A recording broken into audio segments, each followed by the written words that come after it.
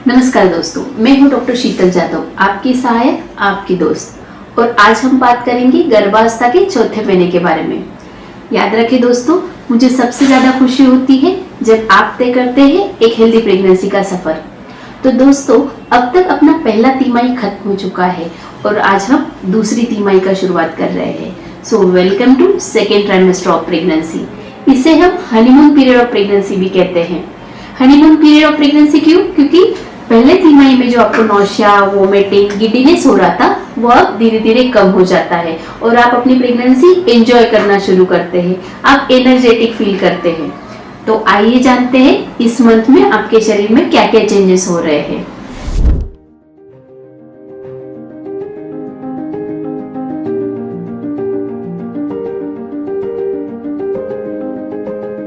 जैसे कि मैंने बोला कि आपके प्रेगनेंसी का नौशिया, वोमिटिंग अभी कम हो जाता है, आपकी भूख बढ़ती है। इसकी वजह से आपका वेट गेन होना शुरू होता है। 2 से 3% महिलाओं में प्रेगनेंसी का नौशिया, वोमिटिंग कभी कभी डिलीवरी तक भी कंटिन्यू हो सकता है। अगर हम हेड से टो तक देखें तो बालों की अच्छी ग्रोथ होना, आपके फेस पे निखार आना या फिर जिनकी ऑयली स्किन है उनमें पिंपल्स आना, प्रेगनेंसी का मास्क डेवलप होना, आपके ब्रेस्ट हेवी हो जाना, उसमें नीली नीली सी वेन दिखाई देना, कभी कभी नोज में से ब्लीडिंग होना।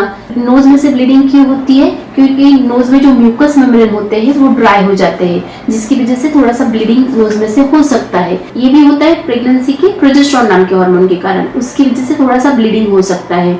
आपको डरने की बात नहीं है, थोड़ा सा पेट्रोलियम जेली लेना है और नाक के अंदर लगा लेना है। दूसरा जो सिम्टम है वो मतलब आपकी यूरिनरी फ्रीक्वेंसी जो होती है वो अभी धीरे धीरे नॉर्मल हो जाती है, क्योंकि यूट्रस पेल्विक कैविटी से बाहर आ चुका है। उसके कारण आपको लोअर एब्डोमेन में एक छोटा सा बल्ज फील होता है।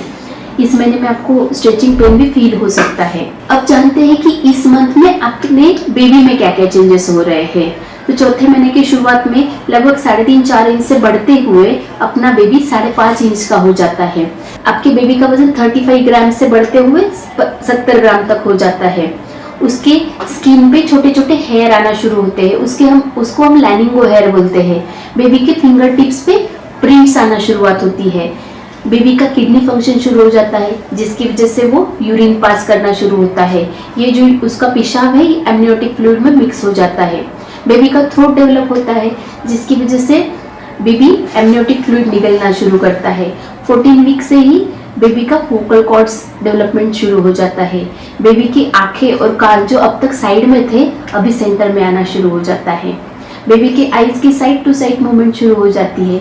बेबी का सुनने का फंक्शन शुरू होता है, मतलब आप जो बात करेंगे बेबी वो सुन सकता है। अब जानते हैं इस मंथ में आपको क्या क्या सावधानी बरतनी है। जैसे मैंने कहा कि आपकी एनर्जी लेवल बढ़ी हुई है, इसलिए आपका सेक्स ड्राइव बढ़ा हुआ है। तो अगर आपकी प्रेगनेंसी उच्च जोखिम वाली नहीं है, मतलब कि हाई रिस्क प्रेगनेंसी नहीं है, हाई रिस्क प्रेगनेंसी मतलब लो लाइन प्लासेंटा नहीं है, इनकॉम्पिटेंट सर्विक्स नहीं है, आपको पहले तिमाही में ब्लीडिंग की तकलीफ नहीं हुई है, तो आप सेक्स करना शुरू कर सकते हैं। दोस्तों, अब समय है आपके डॉक्टर से मिलने का।